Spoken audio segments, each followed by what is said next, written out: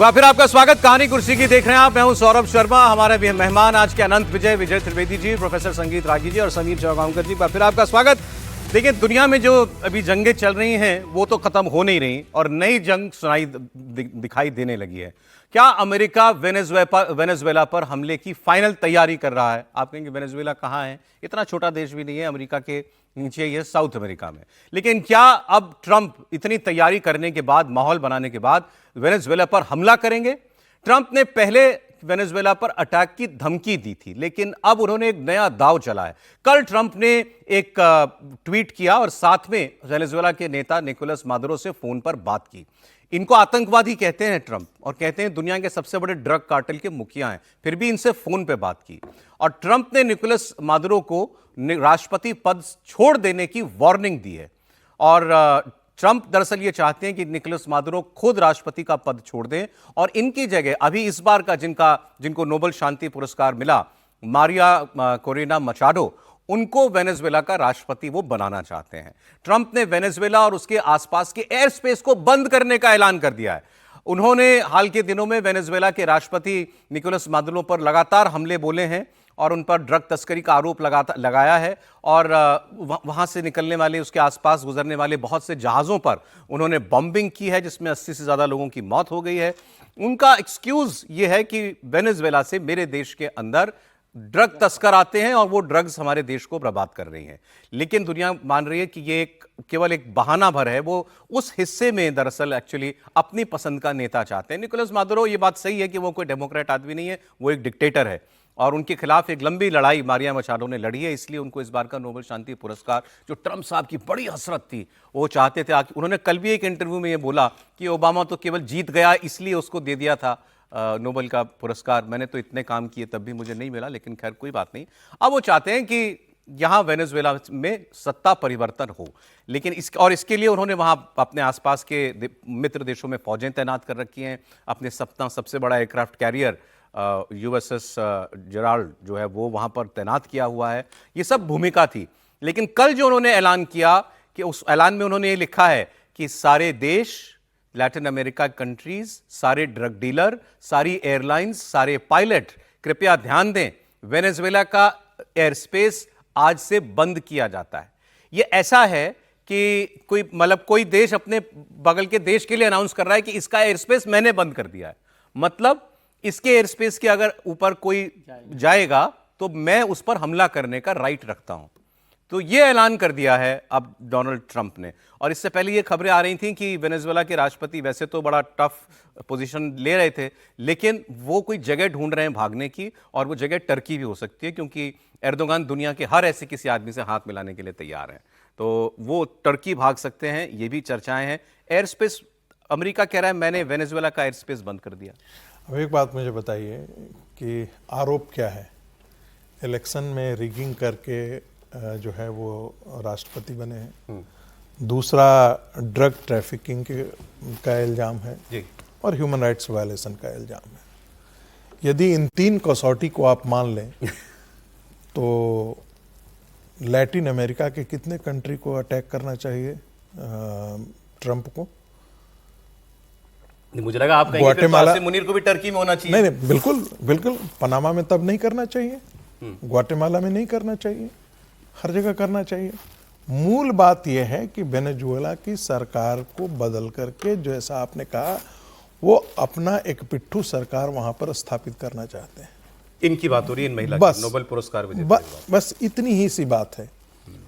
और इसी को लेकर के जो चाहते हैं कि भाई ये जो है इनकी सरकार स्थापित हो जाए, और इसीलिए सारा धमकी ये कर रहे हैं। अब ऐसी स्थिति में, अब वेनेजुएला एक छोटा सा कंट्री है, उसकी आर्मी कितनी है, और उसके जो कैरेबियन सी है उसके नजदीक इन्होंने सबसे बड़ा एयरक्राफ्ट एक बात आप भूल गए सर, सबसे बड़ी बात मैं बोल रहा हूँ, सबसे 303 अरब डॉलर का तेल उनके पास बता रहा हूँ। बिल्कुल, वो पिट्ठू सरकार, अब उसके आगे क्या है, पिट्ठू सरकार क्यों वहां पर चाहते हैं, तो उसके पीछे तेल वाला दुनिया के सबसे बड़ा घोषित तेल रिजर्व, प्रूवन तेल रिजर्व 303 अरब बैरल के पास, 303 अरब बैरल रिजर्व, 303 अरब बैरल है।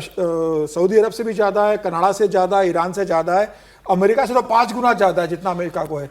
तो अमेरिका का नजर ये है कि वहां पर एक अपनी सरकार बिठाई जाए, और ये जो और वेनेजुएला पैसा भी नहीं कमा पा रहा उसके माध्यम से, जितना बड़ा इन्होंने तेल है उस पे वो तमाम उस पे सैंक्शन लगा रखा है, सैंक्शन लगा रखा है। तो अमेरिका की कोशिश है ट्रम्प की कि भाई इस पे कब्जा किया जाए, अपनी सरकार बिठाई जाए और वहां से तेल का दोहन करके डॉलर में पैसा कमाया जाए, मतलब अमेरिका भी पैसा कमाए, बहुत तेल अमेरिका पे भी है क्योंकि अमेरिका से लगा हुआ देश है, तो वो तेल का इस्तेमाल अमेरिका करे, तो अमेरिका के नजर पूरे वजह समझ में आ गई। लेकिन क्या इसके लिए अब निकोलस मादुरो नहीं अगर छोड़ते हैं तो इन्होंने तो अभी आसपास मिसाइल भी तैनात कर दी थी ना ट्रंप ने, क्या ट्रंप हमला भी कर सकते हैं वेनेजुएला पे? हमला से ज़्यादा वो कोशिश करेंगे कि वो भाग जाएं, टर्की भाग जाएं या जो भी रास्ता निकालें।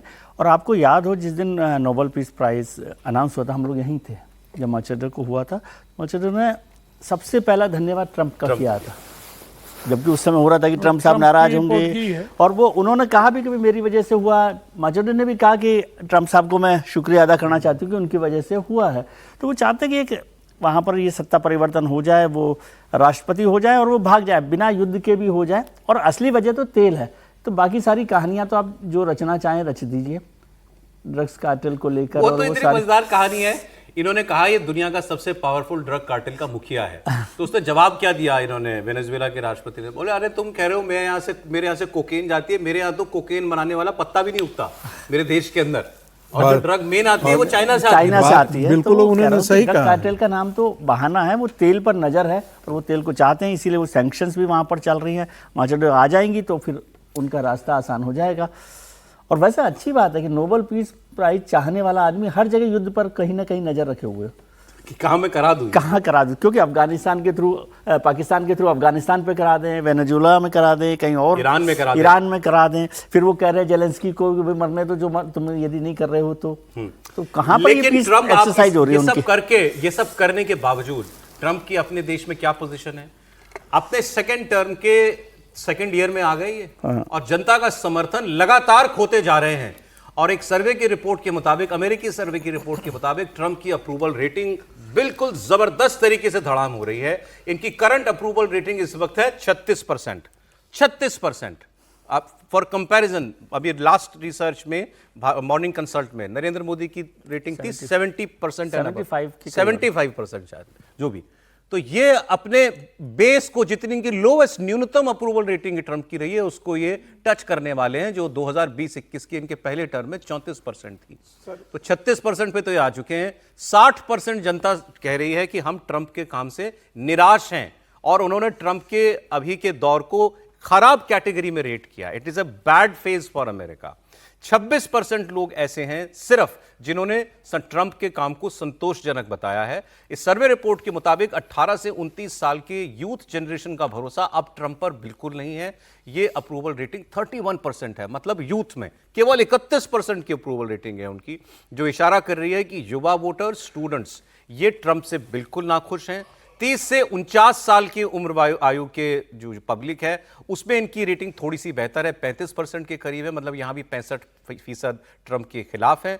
50 प्लस कैटेगरी में 42% लोग ट्रंप को ठीक समझ रहे हैं, 58% वर्ग जो है ये भी ट्रंप के खिलाफ है। तो ये अचीवमेंट है ट्रंप की 1 साल के कार्यकाल की। ट्रंप की बहुत अच्छी रेटिंग होती तो न्यूयॉर्क का मेयर का चुनाव हारते ही है। तो जिस तरीके से, तो मैं तो भारत का उदाहरण दूंगा, जिस तरीके से 2004 से लेकर 2014 तक मनमोहन सिंह की सरकार रही, और जिस तरीके से भारी गिरावट आई करप्शन इस मामले को लेकर, उसका खामियाजा कांग्रेस को अभी तक भुगतना पड़ रहा है। तो वैसे ही अगर जो ट्रंप शासन कर रहा है, इसका खामियाजा रिपब्लिकन भुगतेंगे अगले चुनाव में। अब ट्रंप तो चुनाव लड़ नहीं पाएंगे क्योंकि उनका आखिरी टेन्योर है। सर ये भी बता दो, हमने एक दिन थोड़ी चर्चा की थी इस पे, अच्छा आपने करने वाला अमेंडमेंट, वो तो अमेंडमेंट पर चल ही रही है ना। ये अपने कॉन्स्टिट्यूशन के अमेंडमेंट में के रास्ते खोज रहे हैं कि किसी कोई अमेरिकी राष्ट्रपति 2 से ज्यादा बार भी चुनाव लड़ सके। अभी नहीं लड़ सकते ये, लेकिन ये वो रास्ता खोज रहे हैं। नहीं तो इनके पास एक विकल्प है, ये उपराष्ट्रपति बन सकते हैं अगली बार। उस पर रोक नहीं है, उस पर रोक उपराष्ट्रपति तो ये रहे ही नहीं एक बार भी, दोनों बार सीधे राष्ट्रपति बने। तो ये और अप्रूवल रेटिंग है 35%, 36% की इनकी। सर मैं तो पहले एक आपत्ति जता दूं कि आपने नरेंद्र मोदी और इनकी तुलना करके बहुत गलत किया सर।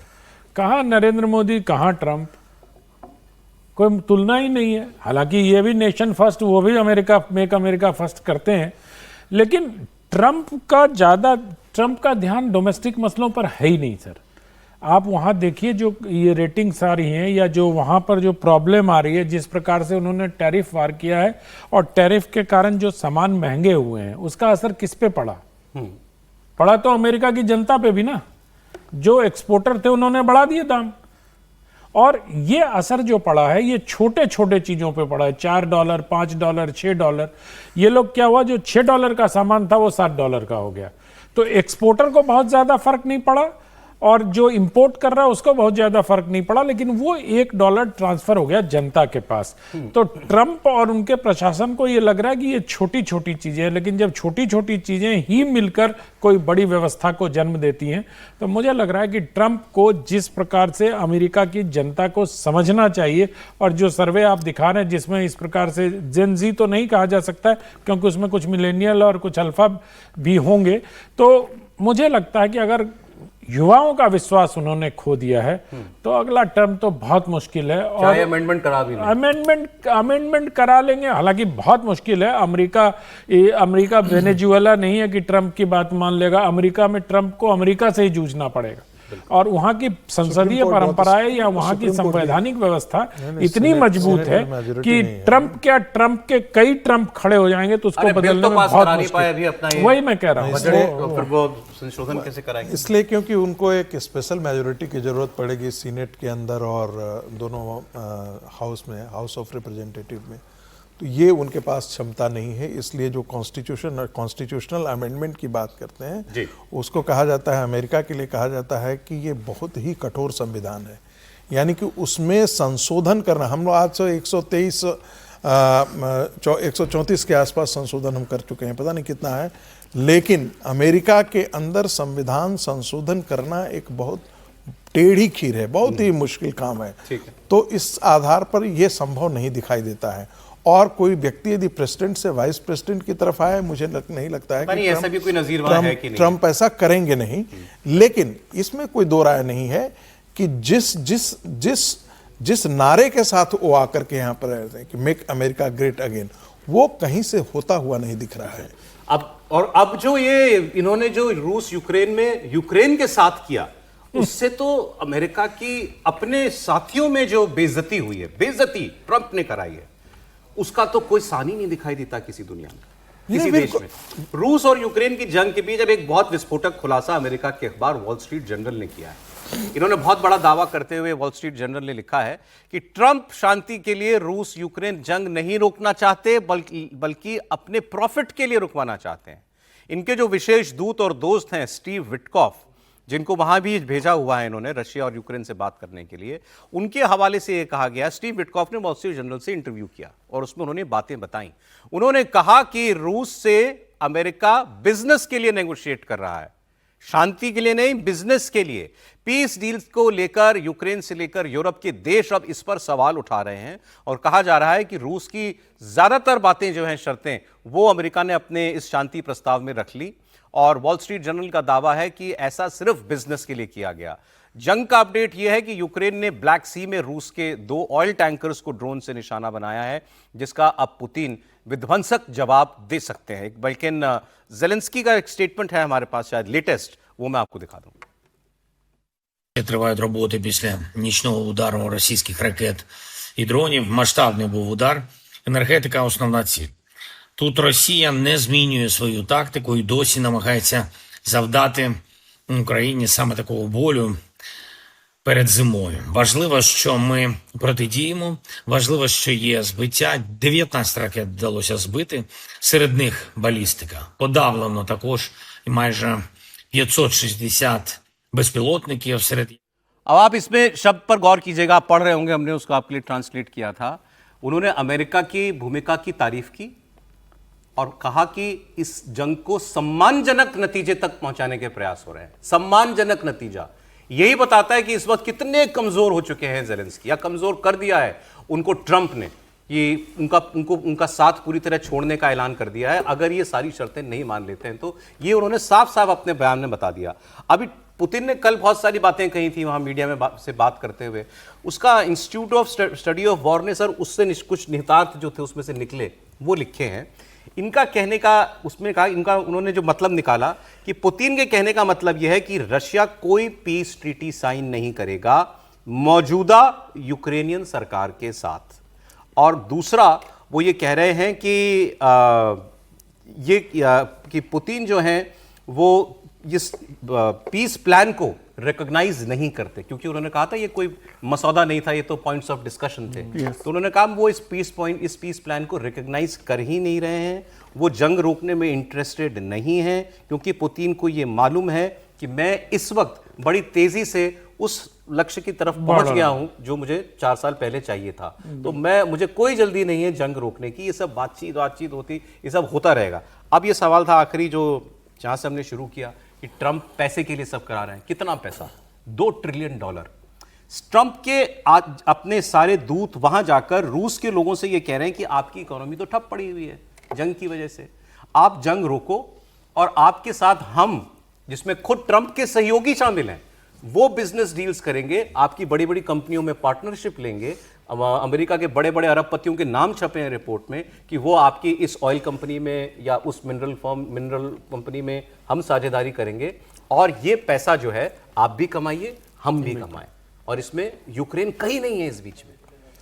तो ये तो आप समझ रहे हैं, इतने दिन से हम लोग चर्चा कर रहे हैं, तो वो जो टैरिफ का मसला हो, रूस से तेल नहीं खरीदने का जो दबाव है, अमेरिका खुद तो खरीद रहा है, यूरोप के जो लोग खरीद रहे हैं उनके साथ वो खरीद रहा है, वो सारा का सारा उनका फोकस ही बिजनेस को लेकर रहता है, पैसे को लेकर रहता है। वो हमेशा ये काम करते रहते हैं। चाइना के साथ भी वो मिल लेते हैं, रशिया के साथ भी वो मुलाकात करते हैं, और भारत के साथ भी वो सारा झगड़ा काई का है। तो भारत से उसके कोई बॉर्डर थोड़ी मिल रहे हैं अमेरिका से कि युद्ध में कोई कब्जा कर लेंगे या नहीं करेंगे। वो सारा झगड़ा तो बिजनेस का है। भाई भारत से किस बात का झगड़ा हो रहा है? पैसे का झगड़ा है। तो वो पैसे के झगड़े के लिए कुछ भी कर सकते हैं। और ये बात बहुत आसानी से समझी जा सकती है कि ट्रंप साहब की जितनी भी नीतियां बने, अभी जो उससे पहले हमने अभी वेनेजुएला की बात की, तो वेनेजुएला में क्या बात थी? पैसा। तो वो भी पैसा का मसला था। तो ट्रंप साहब जब तक रहेंगे तब तक वो जानते हैं कि पैसे के बिना कुछ नहीं है, सबसे बड़ा रुपया है उनके डॉलर जो है। ये देखिए स्टीव विटकॉफ ने जो इंटरव्यू दिया, सर कोट कर रहा हूं कुछ लाइनें, Russia has so many vast resources, vast expenses of land, if we do all that and everybody is prospering and they are all part of it, then there is no conflict. सब अगर पैसा बना रहे हैं तो लड़ाई क्यों होगी? ये उनका कहना है। और एक आपने तस्वीर देखी थी ना अभी, आपने याद दिलाया था मुझे, वो जहाज में एलन मस्क और ट्रंप एक साथ दिखाई दिए थे बड़े दिनों के बाद। आप देखिए वो दोनों लोग भी वापस साथ आ गए हैं। सर उसका जवाब आज मिल गया मुझे, वो भी इसी रिपोर्ट में है। किरिल दिमित्रीदेव ये हेड हैं रूस के सॉवरेन वेल्थ फंड के। वो सॉवरेन वेल्थ फंड है $300 मिलियन का, 300 बिलियन डॉलर का, सॉरी $300 बिलियन का।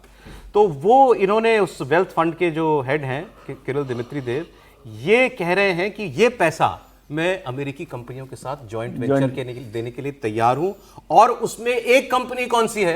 स्पेसएक्स, एलन मस्क की कंपनी, जिसमें ये joint mission to Mars Russia explore करेगा। वो $300 बिलियन वहां भी यूज होगा। इसीलिए एलन मस्क अचानक शायद वापस आ गए हैं उनको याद, कि पैसे की बांट हो गई शुरू।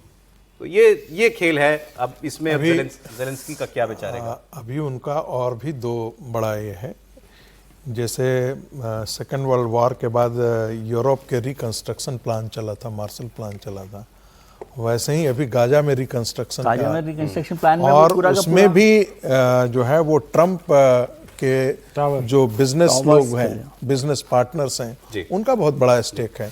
यूक्रेन के अंदर जो है उसमें बड़ा। लेकिन सर अब इसमें एक एंगल रह गया है अभी, क्योंकि कहानी लगभग खुल गई। यूरोप क्या करेगा?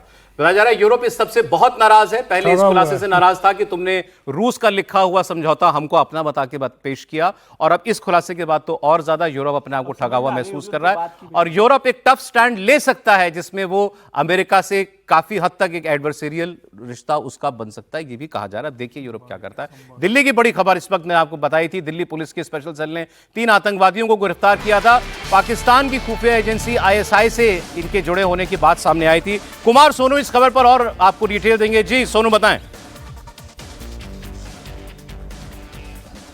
देखिए सौरभ, दिल्ली पुलिस की स्पेशल सेल ने 3 जो गैंगस्टर से टर्न हुए हैं आतंकियों में उनको पकड़ा है और इन तीनों की गिरफ्तारी जो है वो उत्तर प्रदेश और पंजाब और मध्य प्रदेश से हुई है। बड़ी कामयाबी है दिल्ली पुलिस के हाथ। दरअसल इन तीनों के नेटवर्क जो हैं वो आईएसआई से जुड़े हुए हैं थ्रू शहजाद भट्टी। शहजाद भट्टी जो है वो पाकिस्तान मूल का जाना माना गैंगस्टर है और आईएसआई का एजेंट माना जाता है। आईएसआई से उसके सीधे संपर्क हैं। आपको बता दें कि कुछ टाइम पहले जो है लॉरेंस बिश्नोई और शहजाद भट्टी का एक वीडियो कॉल की रिकॉर्डिंग भी जो है सामने आई थी, जिसमें वो आपस में बात कर रहे थे। फिलहाल दिल्ली पुलिस की स्पेशल सेल इनसे लगातार पूछताछ कर रही है। 4 बजे आधिकारिक तौर पर प्रेस कॉन्फ्रेंस कर तमाम खुलासे किए जाएंगे, इनके पास से क्या कुछ रिकवरी हुई है।